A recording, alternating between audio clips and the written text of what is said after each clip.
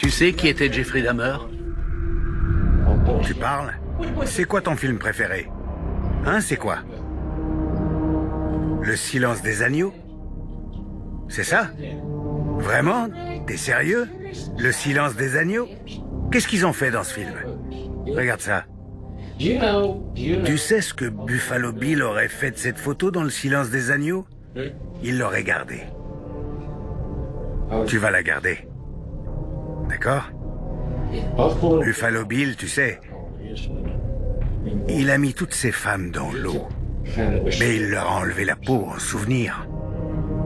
Tu te souviens?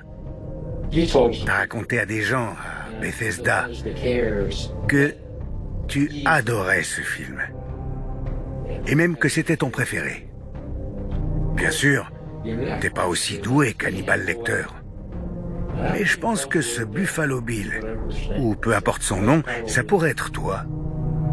Tu sais qui pourrait en faire un film un jour? C'est vrai, le FBI nous a demandé. Ouais, vraiment, tu pourrais être célèbre. Avec ton profil? Tu pourrais être une star. Tu te rends compte? Une célébrité. Ce type est un tueur en série. Il est cinglé. Il a vraiment cru que j'étais Jésus. J'ai dit, pourquoi t'as fait ça à ces gens? Il a dit, pour faire comme mon père. C'est le mal incarné. On devra l'abattre. On le tuera.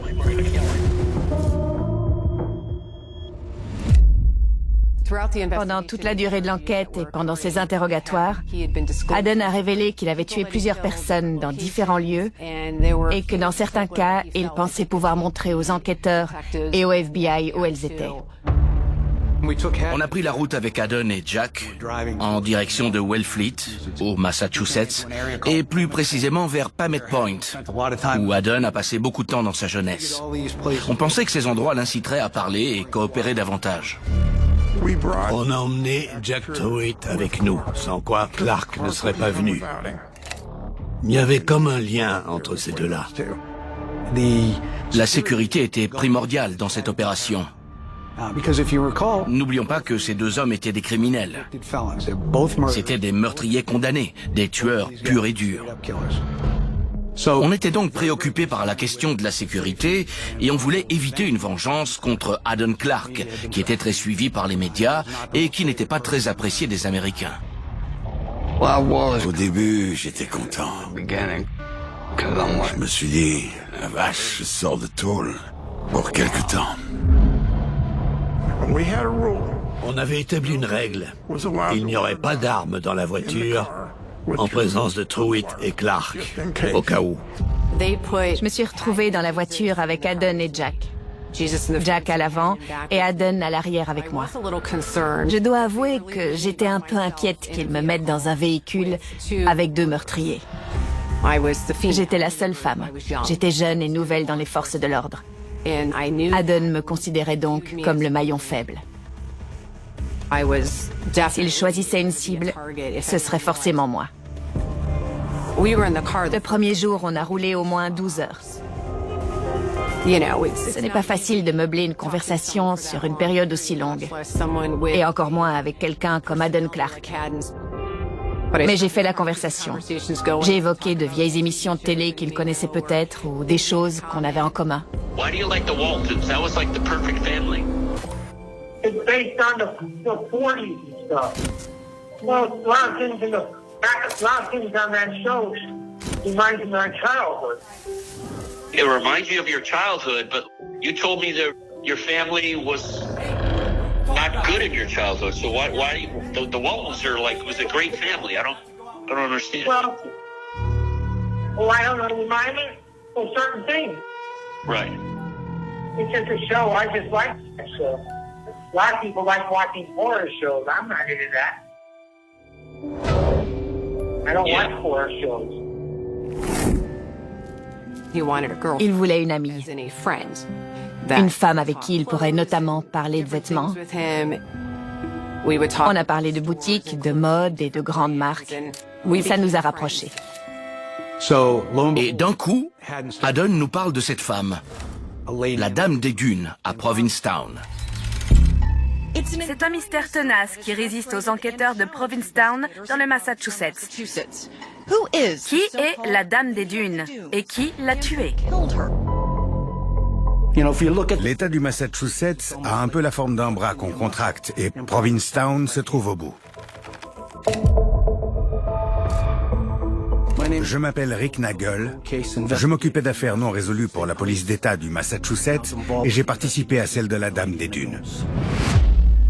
Au cours de l'été 74, une jeune fille qui promenait son chien sur une plage de Cape Cod a découvert le corps d'une femme.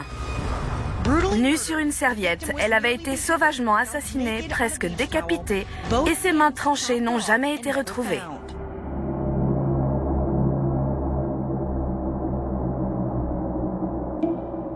L'un de ses avant-bras et l'autre main ont été sectionnés. Le crâne était écrasé et il lui manquait des dents. This is a prepaid call from Clark. I was fishing that night on this boat.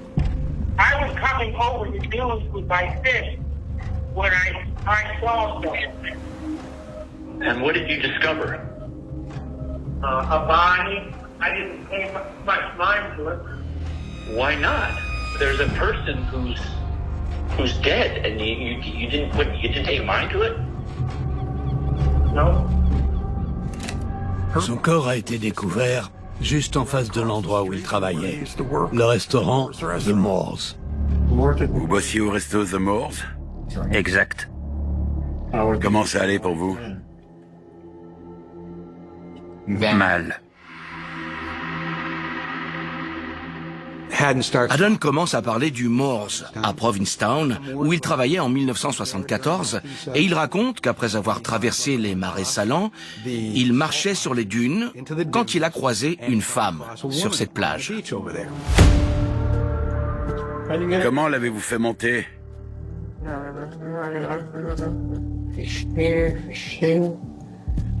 la camionnette.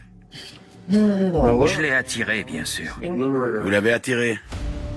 Haddon était un pêcheur, un grand pêcheur en mer. Il explique alors qu'il avait une canne à pêche et qu'il a engagé la conversation avec cette femme. Elle devait avoir une petite trentaine d'années. Et qu'il a fini par lui fracasser la tête avec sa canne à pêche. D'après les rapports d'autopsie, les mutilations ont été faites post-mortem. C'est le choc crânien qui a causé la mort. C'est par ici que le corps a été découvert, dans ces dunes, loin de la route. C'est magnifique, mais quand on pense à ce meurtre, c'est aussi effrayant. On est là depuis plus de 30 minutes et personne n'est passé. Vous pouvez crier, personne ne vous entendra. Hé! Au secours! Hé! Par ici! À l'aide! À l'aide! À l'aide! Aidez-moi! Quelqu'un veut me tuer! À l'aide! Qu'est-ce qu'on entend? Rien. L'endroit parfait pour un meurtre.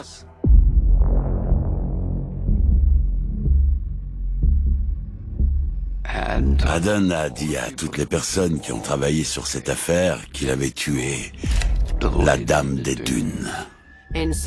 On l'a donc conduit dans les dunes de Cape Cod pour qu'il nous montre où il l'avait tué et qu'il nous donne des informations non diffusées par les médias pour être sûr qu'il était bien le tueur.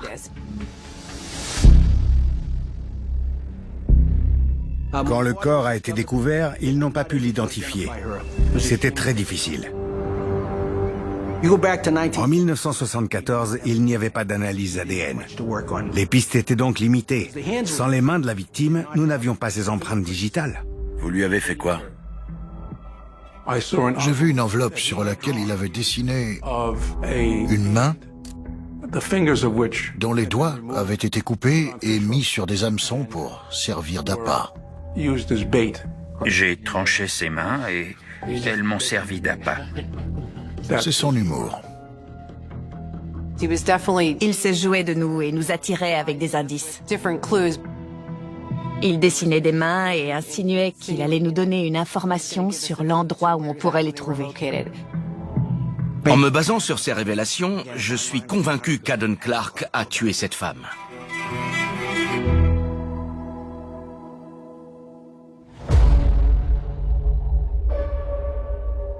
Une fois à Wellfleet, on a rencontré la police locale. Vous n'imaginez pas ce que ça fait d'être à côté d'Aden Clark. C'est une personne à éviter. Un être humain très perturbé. Quand je l'ai eu à côté de moi, je me suis dit, la chose la plus morale à faire, à ce moment précis, serait de mettre mon arme sur sa tempe et d'appuyer sur la détente. Il n'a rien à faire sur cette planète.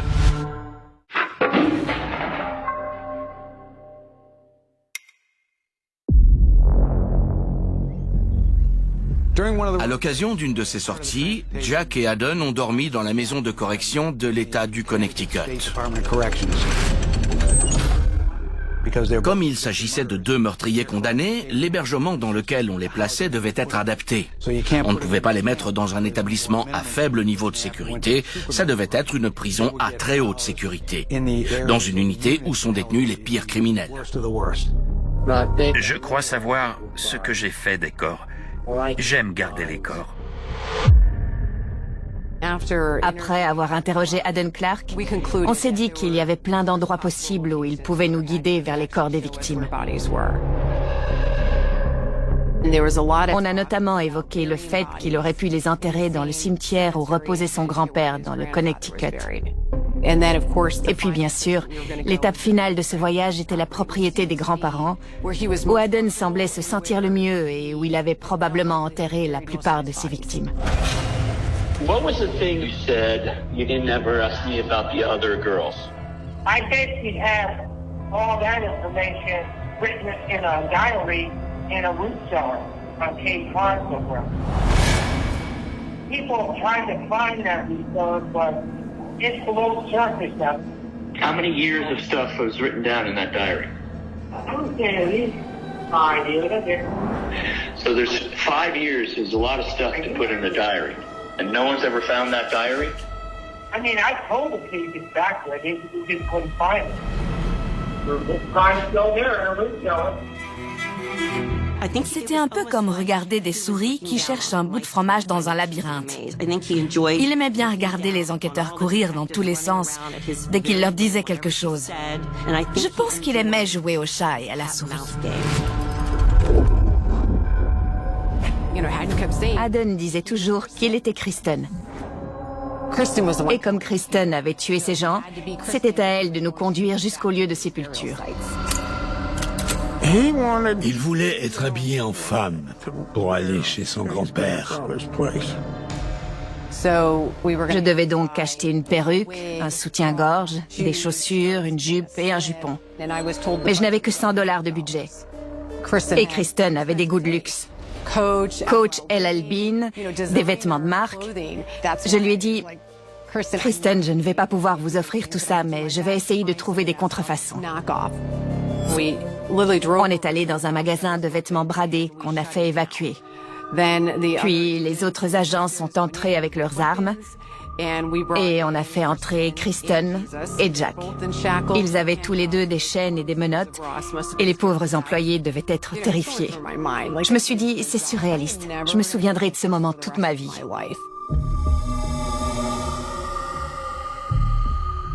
Quand on l'a fait sortir, habillé en femme, il avait de nouveau ce petit sourire suffisant et les yeux écarquillés, avec la perruque marron et les vêtements couleur terre. C'était pas un top modèle, mais ça lui convenait en partie parce qu'il nous contrôlait. Même si bien sûr on faisait ça pour obtenir quelque chose en retour. Quand on a quitté la prison de Barnstable pour emmener Aden Clark dans la propriété de son grand-père, il avait autour du cou une carte qu'il avait lui-même confectionnée. C'est quoi? Une carte de prière? Jésus. Elle faisait cette taille, avec Jésus d'un côté et une prière de l'autre.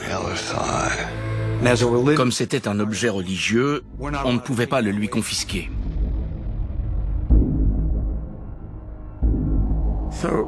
Donc j'étais sur la banquette arrière et Désirée était assise de l'autre côté de Clark.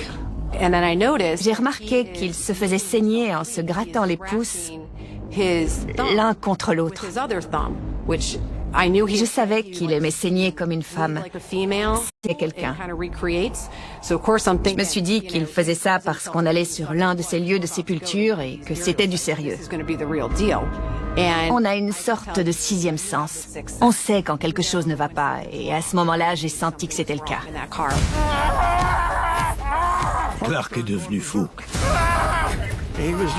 Il s'est mis à gémir et à crier. J'en ai eu la chair de poule. Il hurlait comme un psychopathe sans s'arrêter.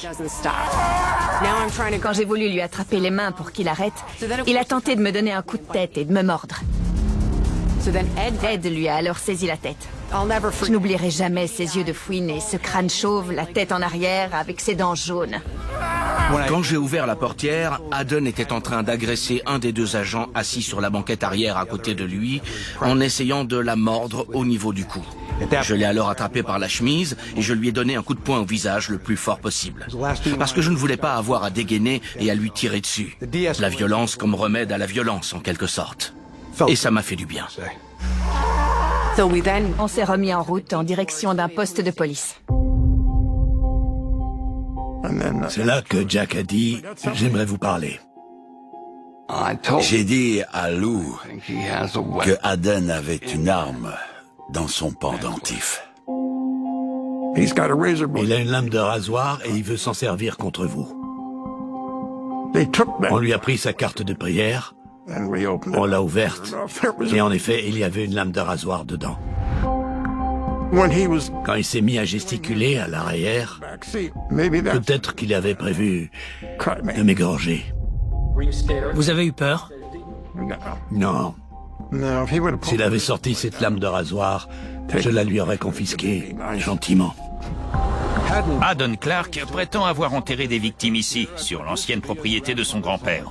Mais la police ne sait pas si elle peut vraiment se fier aux soi-disant aveux de cet homme étrange, qui portait aujourd'hui une perruque, et qui a insisté pour qu'un autre détenu et ami fasse le voyage avec lui.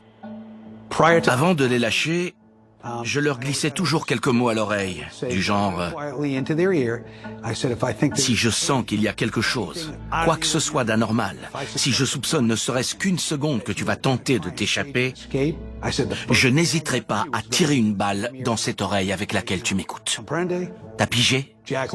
Et Jack m'a regardé en se caressant la barbe, puis il a dit « Bien reçu, il n'y aura pas de problème. » C'était beau. C'était une vieille maison, avec beaucoup de fleurs, en haut de la colline, à l'écart de la route. Le plus incroyable sur cette propriété, c'est que quand on montait dans la forêt, de l'autre côté de la vallée, il y avait la réserve naturelle, une zone protégée. On pouvait donc marcher des kilomètres dans toutes les directions. Et pour un enfant, il n'y a rien de mieux qu'une forêt entière pour se promener. On attendait qu'il nous indique un endroit où il aurait pu enterrer un corps. Pendant qu'on marchait, il était plus en mode promenade. Il voulait revoir ce lieu. Il voulait être là. C'était spécial pour lui. Le terrain de jeu de son enfance. Je comprends pourquoi.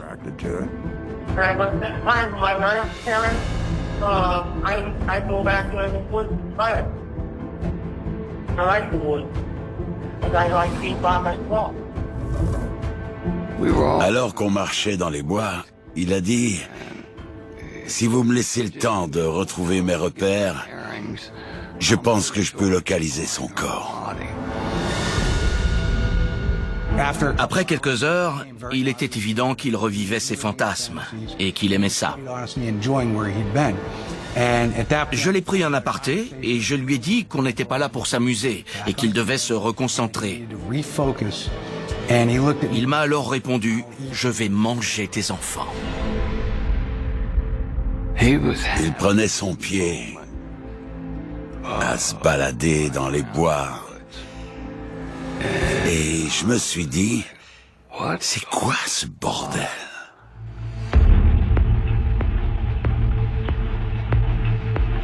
À ce moment-là, j'ai dit,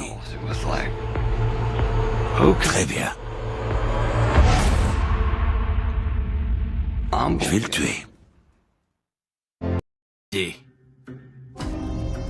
Il a alors regardé ma hanche et il a dit « Laissez-moi le buter, qu'on en finisse. »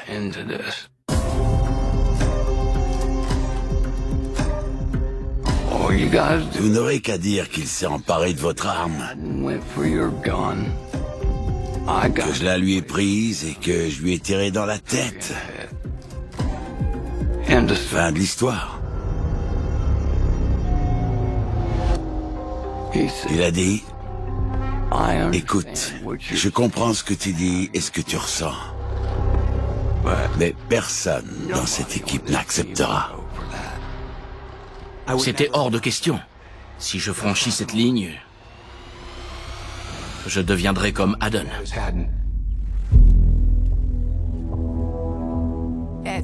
À un moment, alors qu'on approchait de la maison de ses grands-parents, Addon est devenu très agité. Sur la propriété de ses grands-parents, il nous a emmenés à un endroit où il y avait une structure, une sorte de terrasse grillagée, à l'écart de la maison. Ce qu'on appelle un wickiup. Je ne connaissais pas ce mot amérindien qui désigne un abri.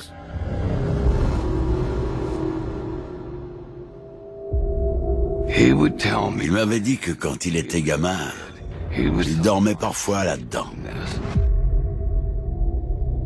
Et je l'ai vu. C'était une cabane dans laquelle il jouait, et où il avait soi-disant enterré une petite fille qu'il avait exhumée au cimetière. C'est donc derrière cet abri qu'on a décidé de commencer à creuser. C'était un travail lent et minutieux. Chaque pelletée de terre était triée grossièrement, puis tamisée, à la recherche de vêtements, de bijoux, d'ossements ou de dents. C'est toujours Kristen ou l'une des autres personnalités de Addon qui nous communiquait les informations. Addon n'en assumait jamais la responsabilité. L'information venait de son alter ego pour qu'Addon puisse revivre ses fantasmes. Il revivait ses crimes dans sa tête. Il a donné plusieurs indications à la police qui fait de son mieux pour se rendre dans ces zones et vérifier s'il y a quelque chose ou pas.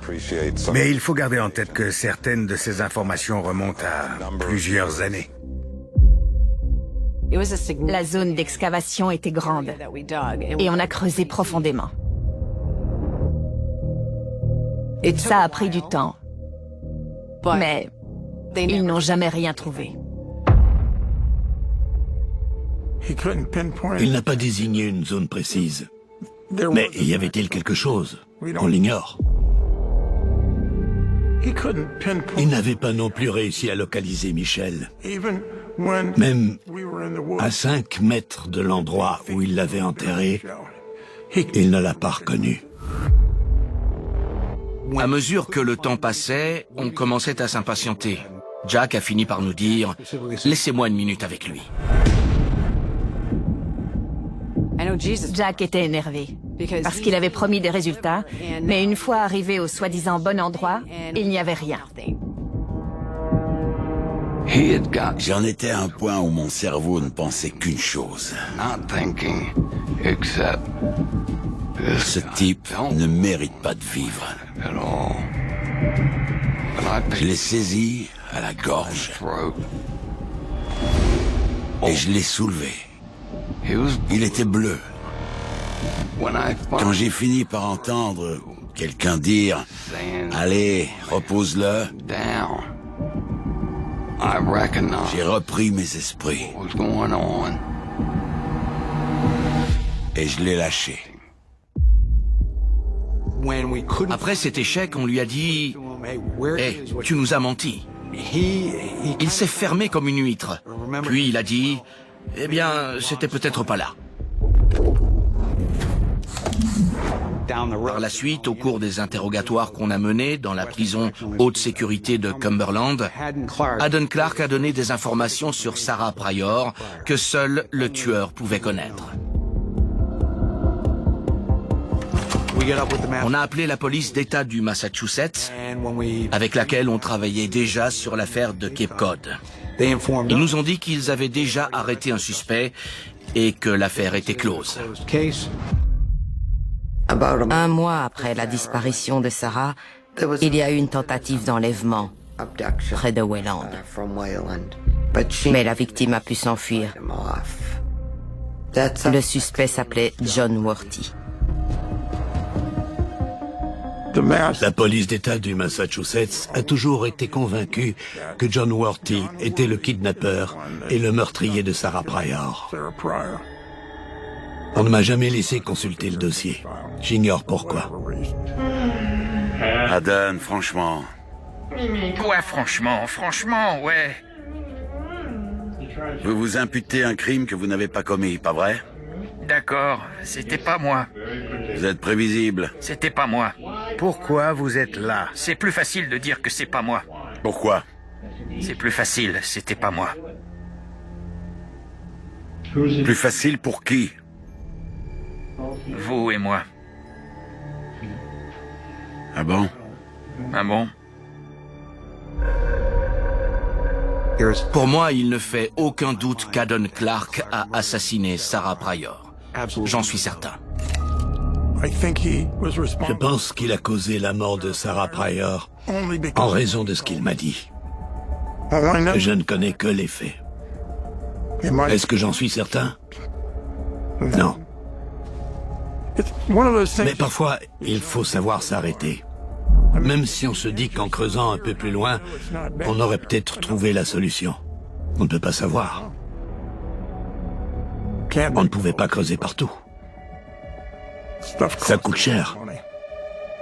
Alors on a arrêté.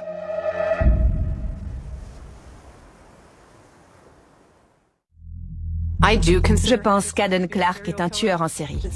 On n'a jamais pu confirmer qu'il avait tué d'autres personnes que Michelle Dorr et Laura Outling. Mais quand on prend en compte la façon dont il a tué Michelle et le nettoyage qui a suivi, je pense qu'il l'avait déjà fait avant. C'était possible, étant donné ses propos.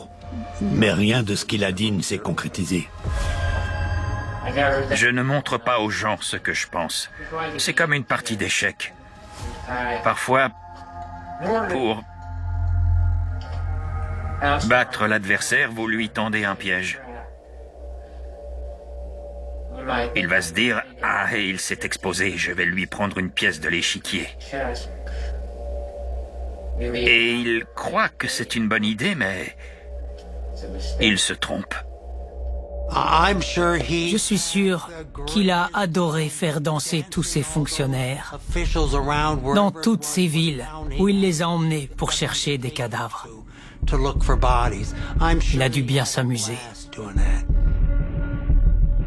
Parce que dès que vous doutez, vous êtes manipulable. Et Haddon adorait ça. Juste pour le plaisir de vous enfumer. Le problème concernant l'implication d'Haddon Clark dans plusieurs meurtres, c'est qu'il était parfois précis, comme pour le corps de Michelle, et parfois pas du tout. Il ne représente donc pas une source d'information fiable et constante. Quand quelqu'un saupoudre la vérité de mensonges, difficile de savoir ce qu'on peut croire ou non.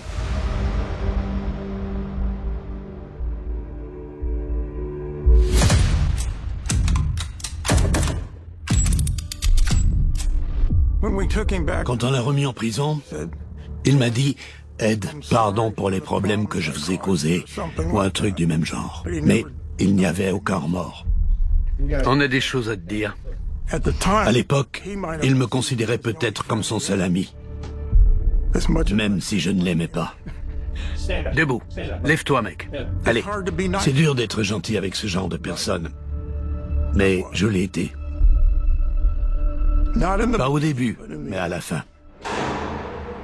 À notre retour, j'ai été transféré dans une autre cellule, loin de Aden.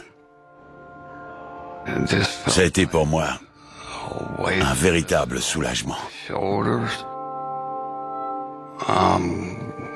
Quel bonheur de m'éloigner de toi. Et j'espère ne plus jamais te revoir. La vie en société me manquait. Je me mettais souvent devant ma fenêtre en me disant, pensant, est-ce que je reverrai un jour le monde réel? Est-ce que j'aurai à nouveau cette chance? Mais très vite, je me disais, non, arrête de rêver.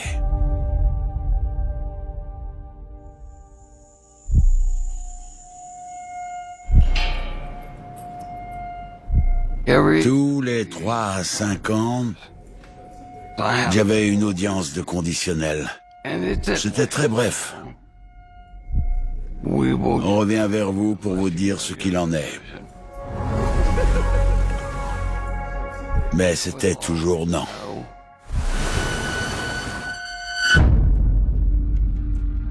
Jack avait écopé de la prison à vie, alors ses chances de libération étaient minces.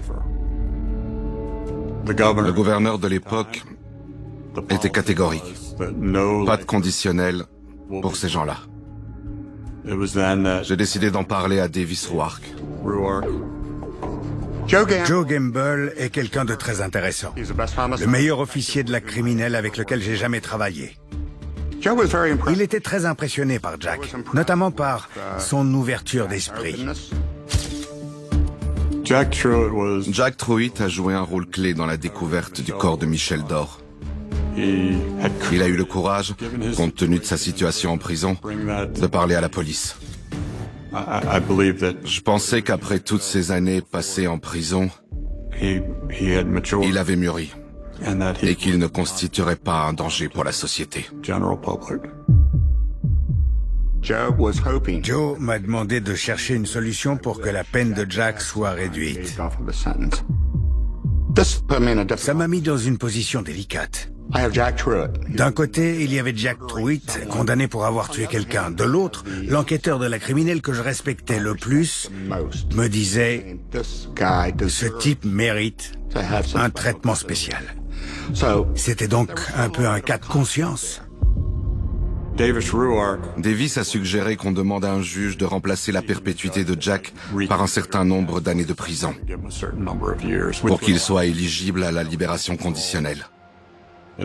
Ça a débouché sur une audience devant un juge. Quand je suis arrivé devant le juge, j'avais le trac. Parce qu'on ne sait jamais ce qui peut se passer.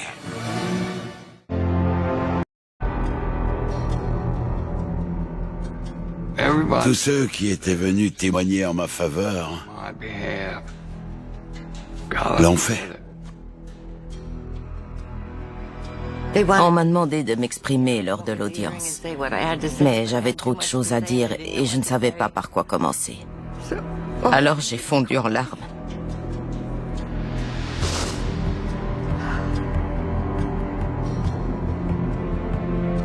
Je n'ai pas pu dire un mot. Impossible.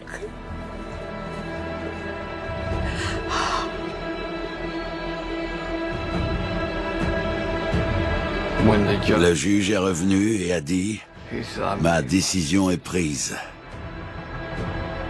Votre perpétuité est finie. » Il a dit « Je vous condamne à 50 ans. Dans le Maryland, on ne purge que la moitié de la peine. Alors, si c'est 50 ans, on n'en fait que 25.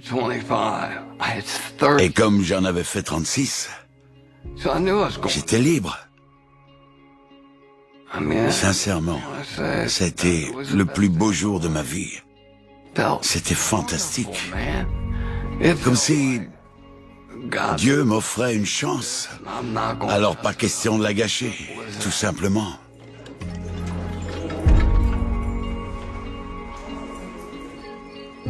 Le jour où j'ai franchi les portes de la prison, j'ai vu Jackie derrière la clôture. Il n'avait pas encore ouvert la grille, mais elle était juste là.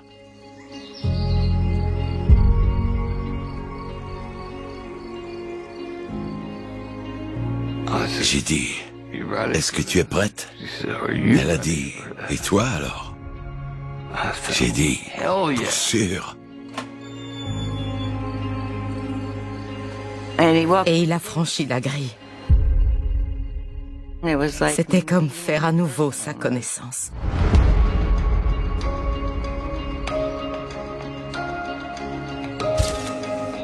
On est rentré. La maison m'a semblé énorme. Dans ma cellule, en tendant les bras, je pouvais toucher les deux murs. Quand il est sorti, Jack était comme un enfant dans un magasin de jouets, curieux de voir comment le monde avait changé. Maintenant, ces changements le mettent en colère. Parce que il n'est plus le même homme que quand il est allé en prison. C'est le même à l'intérieur, mais il ne peut plus faire ce qu'il faisait avant.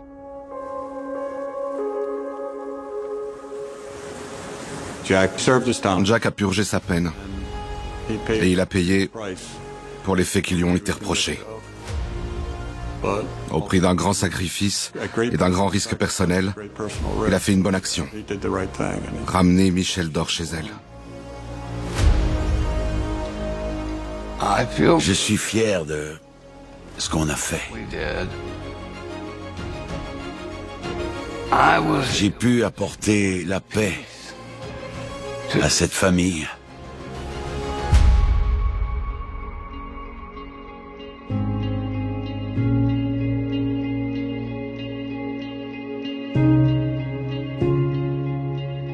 Je n'ai jamais détesté personne. Lui, oui, tellement.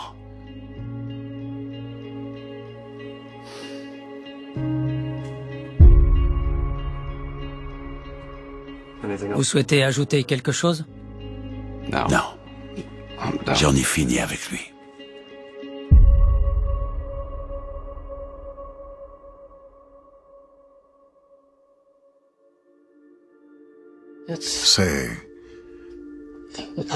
Oui, c'est bon de la revoir comme ça.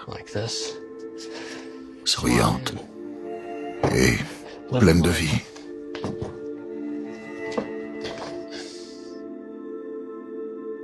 Sans Aden Clark, elle serait là.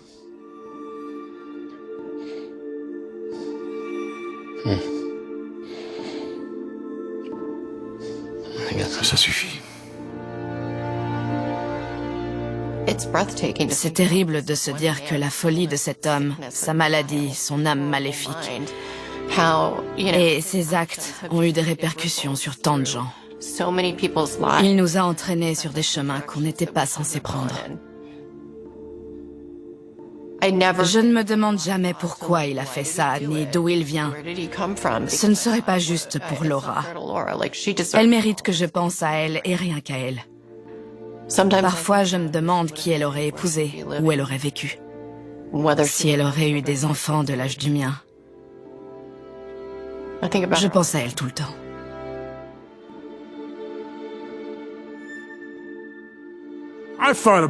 Il m'arrive de chercher son nom dans le système carcéral pour être sûr qu'il y est toujours.